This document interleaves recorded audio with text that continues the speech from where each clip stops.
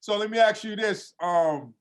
Like you say, you knew he was going to get drafted. So when he was having a success, like you keep hitting that you was waiting for him to realize maybe, how great he was already as a freshman, and then it just kept getting better and better and better each year.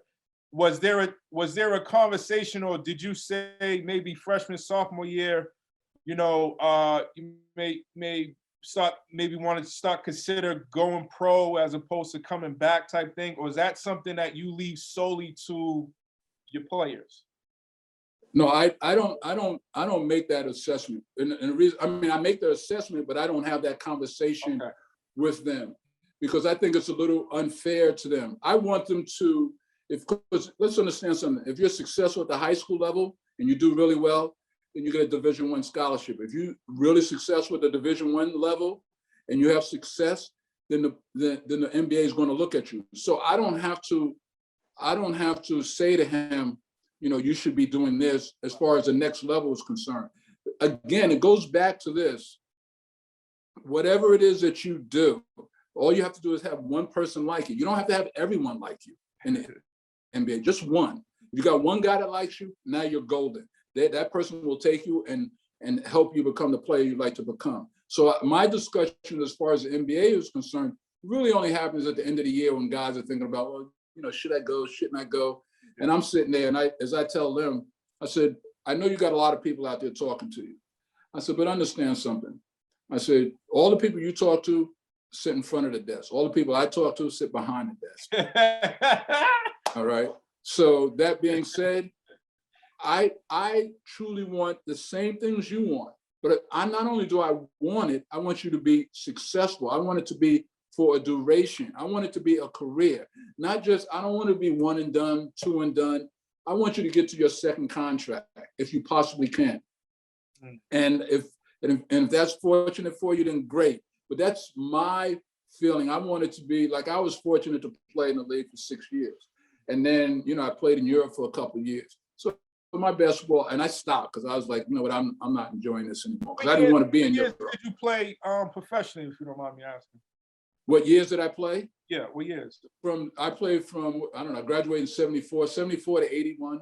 Okay. Yeah. So I think that's important. I think that's important for the viewers to know, because, right. Again, Coach, you didn't miss much on the recruitment as far as bringing in talented players that can continue to make positive contributions to the team, and just be, excellent within themselves as far as the skill set. You was very consistent bringing in players year after year after year after year. That's why I want my audience to know that, you knew talent and you knew how to find it. And I know it just wasn't you, but, like you said, you knew what you was looking at, and it showed. Well, that and what's more important than anything else is the opportunity. It's the opportunity. It's like I went to UMass. Now they retired my number. It's hanging in the rafters. If I would have went to Syracuse like I initially wanted to, I would have never been that player. Okay. But the play that they took, the play that Syracuse took instead of me, my pro career was much longer than his. Why? It's because of the responsibility that I had when I was at the University of Massachusetts. And because of that responsibility and because of the growth that I had to make in order to me to ascend to that level, whereas he remained the same player. He was a good size 6'3" guard, shooting the crap out the ball. Okay, but when he got to the NBA, they weren't going to let him do all that. Yeah. When I got to the NBA, okay, I can guard, I can score, I can rebound, I can assist. Like my resume is much stronger than his. And like I said, my career was much longer than his. And he had a great college career, but my entire career has surpassed his. And so my point is, it's so much more about not only having the ability, but the opportunity. And that's what Troy had, and that's why he was able to. Now, if he would have packed up and went somewhere else, we wouldn't be having this conversation right now, because he'd have been, I'm not even sure if he'd have made it to Europe. So who's to say what would have happened? Right. You can't predict. So when you have that opportunity like he had, you got to hold on to it. But too many guys today, they don't understand the work that you have to put in. Right. And Burke, one thing too, like, the opportunity that coach presented to me, like, was an opportunity to play right away. And that's what I wanted to do. And coming from high school, I started as a freshman, even though I was really small, like 5'7.5", and I averaged almost 19 points a game at 125 pounds. So what happened to me and then finished averaging like 36 a game. So my high school career kind of resembled my Boston College career but I wanted to go somewhere where I could make an impact right away. You know what I mean? I didn't want to go and sit on the bench. I didn't want to go and be a small part, even though, like I said, I thought that we all kind of thought that X was going to be the guy. I still knew I would have a role. And that's all I wanted was like a nice size role. It wasn't like, I want to come in and be the man or anything. I just wanted to come in and have a role that mattered. Yeah, coach, it seems like and saying that, I spoke to his dad during his freshman year, and his father said, Troy feels like he can do more. And I told his dad, I said, I ain't asking him to do less. That's on him. I'm not going to push him. I'm not going to push him to do it. But if he wants to do more, then go do more. I mean, it's really pretty simple. It's right there. Right. It's a decision that he has to make. He didn't even tell me that, coach. He didn't even tell me that. I didn't even know that. Yeah, well, it's not, everything is not for you to hear. I mean, there's a lot of stuff that goes behind the scenes that you don't know about. But my point in saying that is that's what I'm talking about when I talk about a guy taking responsibility. I'm not going to push a guy. I'm not going to push one of my players to. I mean, when I put the responsibility, I'll push them to make them better basketball players and help them improve. But I'm not going to push him to take on that responsibility because, as I spoke earlier, that's something that he has to decide that he would like to have. Some guys don't really want that, and some guys do. Right. Wow. Yeah, you said a lot. That was, man. Whoever's a future ball players out there, get your pen and pad out. Sheesh, you got so many Jews to go to. Troy, anything you want to ask, coach, if you want to elaborate on anything? He said so much. Oh man, I gotta digest this. Well, one thing I was going to say when you talk about his career, I remember because he didn't, coach. You won a championship overseas as well, too, right? Yeah, I did that. Yeah. Yeah. So, and just kind of thinking back to, well, as one thing I will say though, coach, as a player, when we were playing for you, and I think I speak for all my teammates, I think we all would have liked to know more about your past because your past is very interesting. And it wasn't like, the internet was young. When we got to school, I didn't even have no cell phone until my junior year. Now we Google stuff, YouTube stuff, like everything is there. But it would have been really cool, man, to know more about your story. But hearing things now, it gives me even more of an understanding as to like just how you governed the team. And thinking about how he picks his players. I also want to say that the coaches that coach had on his staff, I just think they had one of the most well-balanced staffs that probably college basketball had to offer. I would have to say it was an all-star staff. All of them became head coaches. I think Bonds has stopped short or whatever, but all of them became head coaches. I think from a recruiting standpoint, this is more like behind the scenes stuff, but between coach, having the resume, but being like a real cool guy, and then Coach O'Shea, who just run his mouth, you know what I mean? Coach O'Shea tell you whatever you want to hear. Who had like a toughness about him, but also like a very good understanding about the game. And then Coach Cohen, who had his own little thing, like just thinking about going into like the coach's office, just going to hang out or talk. Like it was such a cool experience because I feel like they had such balanced personalities as far as, just like knowledge of the game and even just having a good time. Like, I also think I speak for my teammates in saying that they created an atmosphere, just the whole BC environment from the coaches to the players. It was just an amazing experience, So, I'm so thankful you know, that I just got to experience what I got to experience just from a man standpoint, players, coaches standpoint. It was such a cool environment, man. I would we just had such a good time. And he recruited guys that, you know, we didn't have the kind of guys that were just walking around like prima donnas. You know, we enjoyed each other's company. Like we were all really brothers, man. And it was just, now that you're older and you kind of like, you know, push other things to the side. When I just look at the experience that I had just as a guy, just as a young man, it was just an amazing experience, man. And I just want to thank coach and the coaching staff just for that opportunity. And that's one of the reasons why, you know, I did want to stay in school. I'm the kind of person where I like to finish what I start. And when I got to school, you know, I wasn't like a McDonald's All-American or anything like that. So I didn't come to school thinking I was going to be a one and done guy. You know, I planned on coming to finish, and that's what I wanted to do.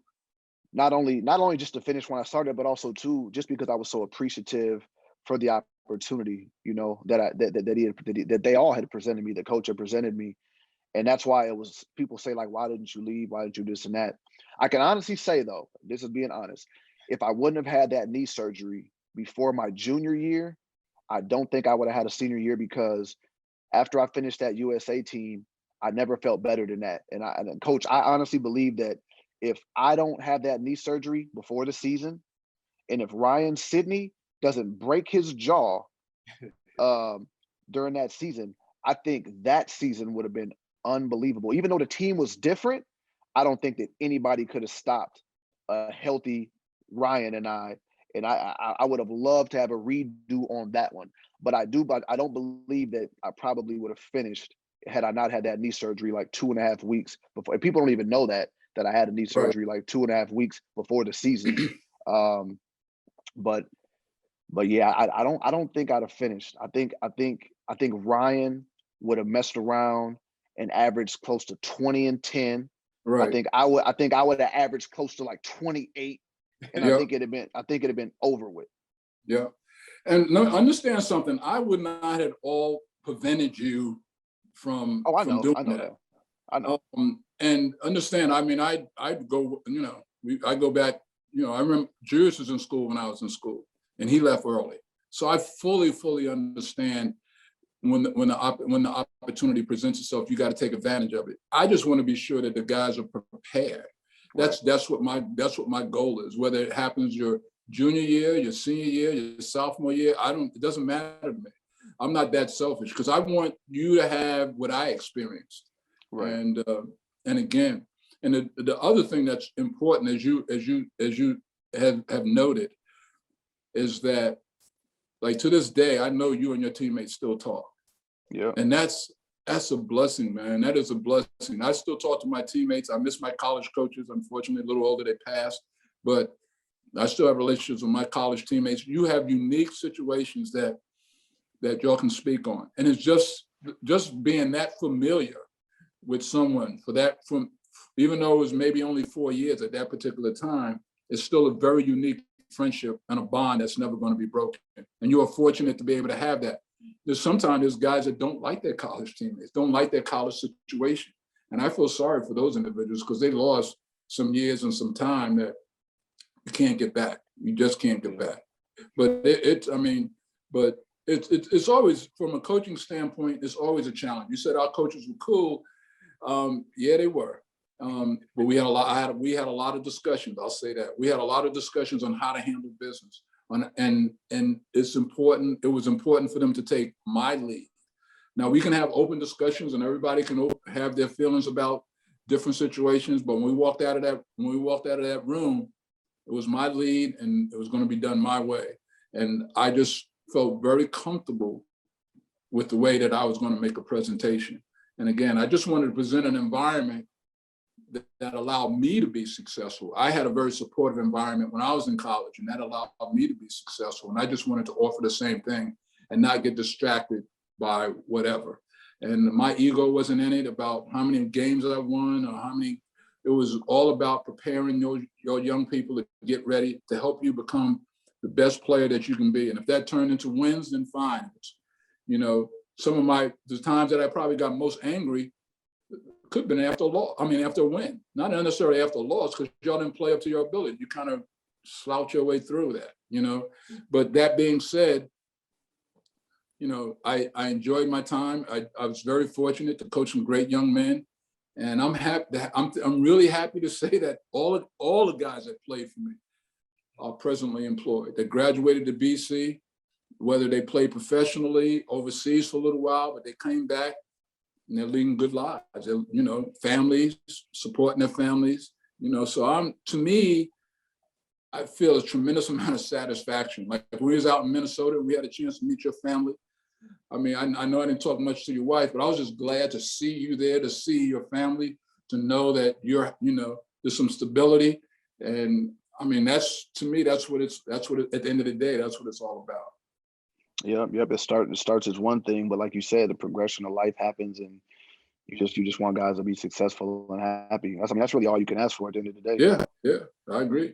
But you know, you know, the way we handle our business, and that's what I'm saying, that your reputation is truly, truly very, very important. Very important. One thing that it's just pure joy hearing you talk, Coach, you know, and you just, the confidence about basketball just exudes out.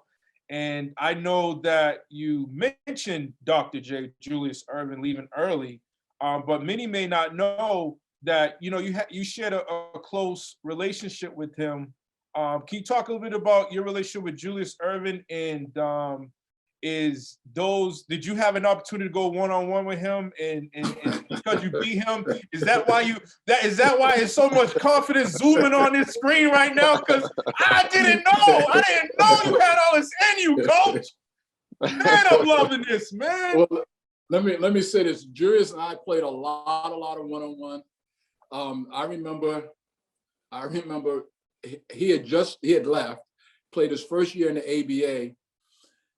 And so we're both from Long Island. So we met up at a gym, and we're playing one-on-one at that time. And like, he's killing me. And I'm like, cause now he's a man now. And I'm just a sophomore. I just finished my sophomore year in college, and he's a man. And he's like, and I'm like, I'm really pissed. Really pissed. All right, so wait, Coach. So let me finish. The answer to your question is I've never beat him. No, I don't care about that. But when you say he's a man versus you in college, I was more interested to know, is he backing you down? Is it just the crossover pull-up? Is it it didn't matter. He because he was so much stronger, he could just move me out the way. So he could do what he wanted to do. And it angered me, because I hadn't, to be honest, I always felt I could guard anybody. That's me. I'm like, I don't care who it is. I'm talking about within reason. I'm not guarding Kareem. But, you know, like Julius, yes. Okay? Like, I used to guard you all the time. So, like, this ain't no issue. But he was manhandling me, leaning on me, pushing. You know, he ain't dunk now. I ain't let him do that. So let's keep that straight. But he was scoring, and it was just too easy. And so that's when I realized that I needed to get better, stronger, because I'm not saying I'm gonna be Dr. J, but again, it wasn't me being better than him, but I wanted to be able to compete against him. Right. And so that next year, man, I was so focused in my junior, senior year. So then when we played after that, and I may not have won, but the games were a lot better. It wasn't like that anymore. You know what I'm saying? So like, but in saying that, there are guys that I played against that they never beat me either. So I'm okay with that. There ain't many losses like that. You know, matter of fact, he might be the only one. Hey, Burke, and Burke, it's funny too, man, because Coach used to be in that power gym, giving it to the little professors in the little pickup game. He was treating them like it was like a pre-draft workout. You know what I mean? Like talking. Oh man, I used to be laughing every time I walked through there. No, but the thing is like, I like people like want you to play, but they want you to be nice. I said, y'all don't understand it. It's going to get to a point where I'm like, okay, enough's enough.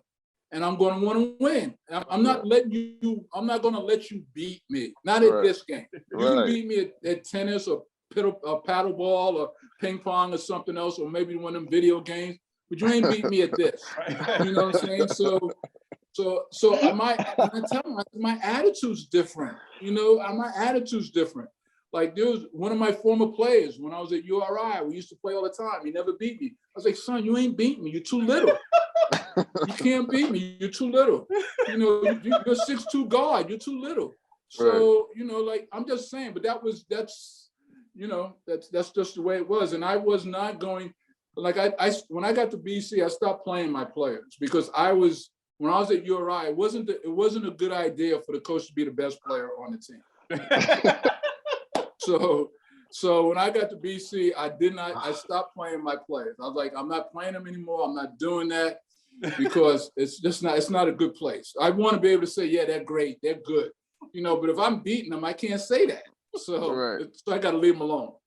Hey, Burke, but I can't even imagine even wanting to play the player. That's what's so funny. Like, I don't even think, like, I'm 30, I'm 40, I was 30 now, I'm 40. If I was on the staff, I wouldn't even be thinking about playing no players like at all. Everybody wants to taste. Everybody wants to, you know, they you know, so like I remember one time we were playing, it was a camp. This is at URI. I'm playing against, and Bonzi, I drove in, and I was kind of half-assed. I go in. Hey, coach, how old were you? I don't know. I'm probably mid-30s. Okay, mid-30s. Okay. You know, so I guess I'm sure it was about that. So I go in for a layup, and Bonzi blocks it. So I just blocked the pro. I looked at him like, really? You ain't got to worry about blocking another one. Well, I knocked him down about twice. I said, you want to block some more? Come block some of this. Well, he got more elbows than he knew of. And so I just like you know, like just block it and leave it alone. I mean, I wasn't really playing that hard. I was just kind of going through the motion. But you made it like that. I can make it like that. So. Oh my God. But it's tough. Besides Dr. J, during your playing days, who was some of your formidable opponents that you was like, oh, that guy, he's tough. He got the whole package. The person that probably had the toughest guard. Now I'm dating myself a little bit now. Like it was Randy Smith, who just was flat out. He was like Troy. He can just run, and that's all he did was run around screens. Coming out of New York, I'm used to ball handlers. I'm sitting down, I'm guarding you. You know, you're gonna probably break me down. No, you ain't doing that.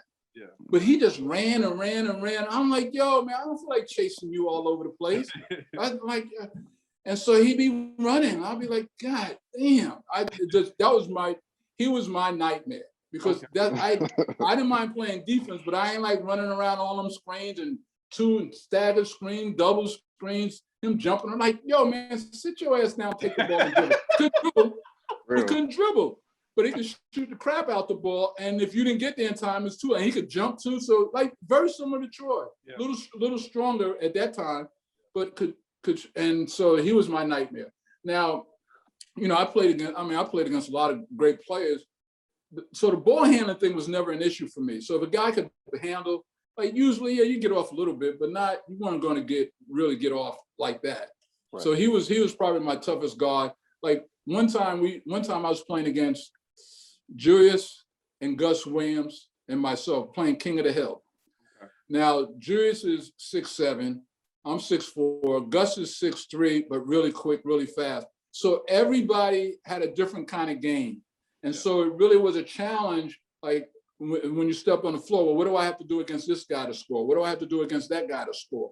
And so it was probably one of the most fun I ever had.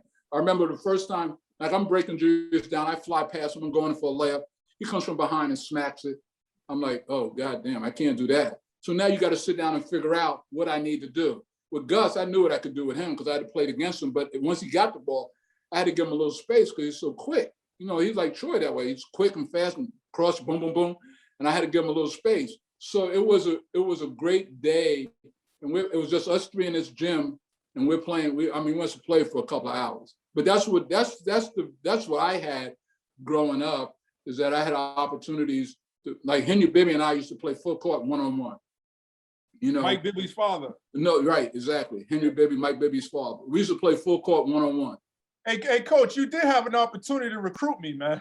I know about this ball, man. I know I play football, coach, man. But you know, when you was at URI, my sophomore year in high school, you know, you was chilling, laying on the wall. You know what I mean? You was like, yeah, I'll check you out, kid. I don't know if you did or not, but that's what you told me. I looked at you like, you know, you was the guy, you know. But I say all that to say, I would love to know if you was guarding Troy, how would you defend him? Well, see, in today's game, I probably couldn't. The way the game is played today, I probably couldn't. Okay. But if he'd have played when I played, the first thing I would have did was try to knock him on his ass. Hey, I knew he was going to say that, Burke. I knew he was going to say that. So I'm going to test you. Now, you willing to come back at me, or you going to try to go around me? So if you ain't going to come back at me and you're going to go around me, then I won. Then I won. I knew he was going to say that, Burke. That's too funny. Let me ask you this too. We got a couple more questions, but coach. So when was it that you made the decision to coach? Because I loved hearing all these basketball stories, man. The pride that you talk about, your game and your competitors, and the respect that's woven into that, man. Man, it got my blood pressure going up, man, because we love the game of ball, man. We love the game of ball. So when was that moment that you say, you know what? I'm going to coach and try to give all of my experiences that I enjoy, like you said, throughout this conversation today, to as many future ball players as possible? Well, when I went overseas and played, and like I said, we won a championship, a European championship, when I was in Spain. And I came back, and I wasn't really excited about playing anymore. I wasn't. How old were you? Just for the record, how old? Around what age? I don't know. Probably 30, 31. 30? Okay. Yep. Okay. Okay. So I wasn't really excited about playing anymore. Not in Europe. You know, it wasn't doing anything for me. I thought I was good enough to play in the NBA, and so I was like, okay. The money wasn't like it is today, so I was like, you know, I'm just not going back. And then I sat down and tried to figure out what I wanted to do. And I realized when I kind of reviewed my life, I had some pretty good coaching and some pretty good experiences from my coaches. My high school coach, learned some stuff from him. College coach, actually a lot of my philosophy came from my college coach. Professionally, had guys that I enjoyed playing for.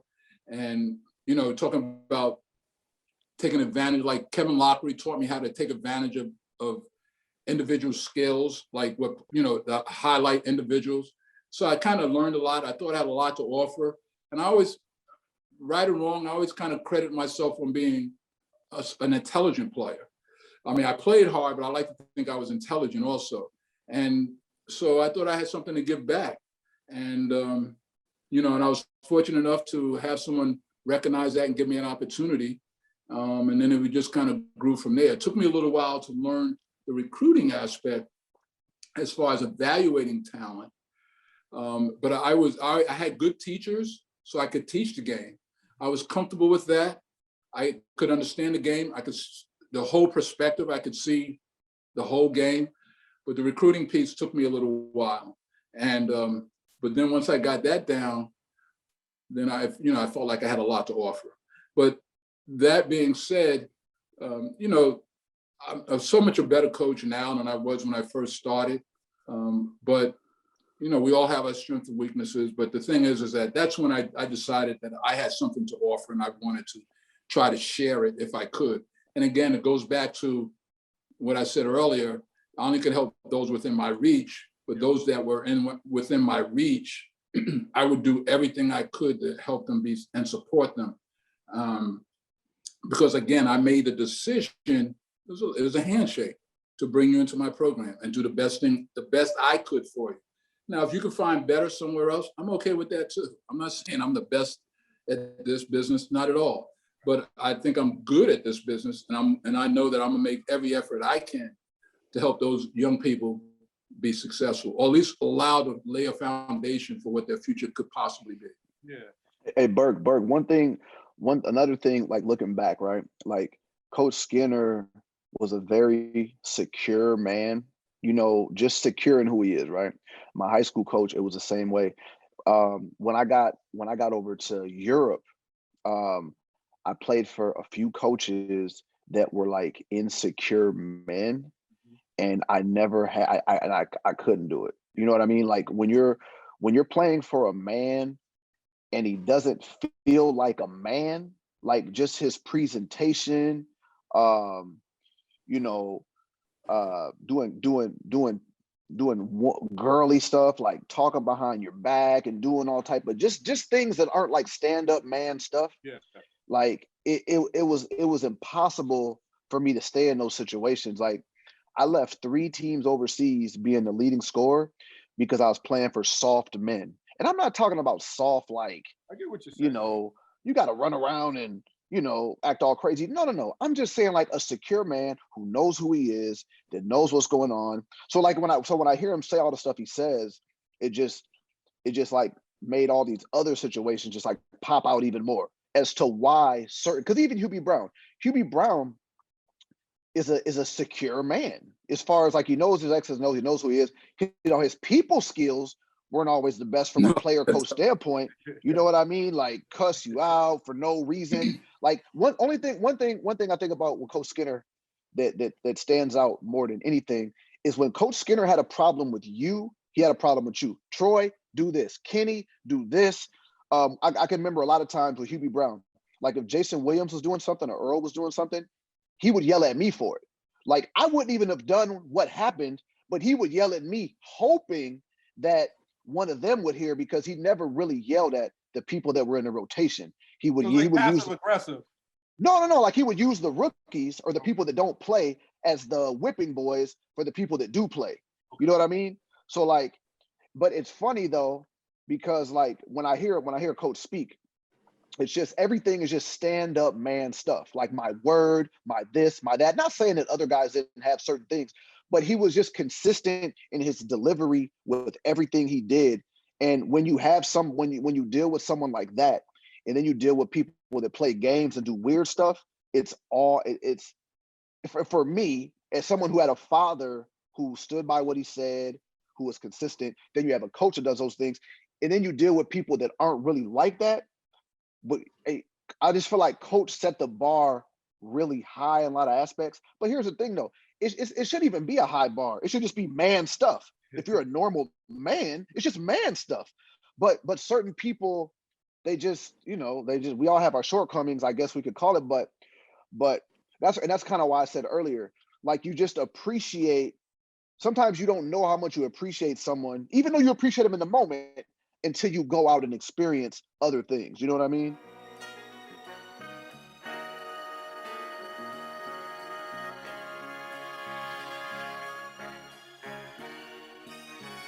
From that stoop down to Lennox, my mama argued with me for like 200 minutes, drinking brews till I'm finished. To the news, them interviews, they knew my position. I could lie for free, but that truth is expensive. So visit my site, yo, get an insight. What my living was like was bigger than life. Different women spending the night, no children in sight. I got fed up, but kept my head up like I'm willing to bite. My life doing bike tricks, touchdowns for Mike Vick. Stop on a dime and split right soon as your eye twitch. I was quite quick, not many was like this. Waxing them like a candle, I guess I was quite lit. I heard they mad, I deserve to brag. I'm in my bottom line Birkin bag, and I ain't trying to waste a whole lot of time with this rhyme. But after this, we getting straight to the bottom line.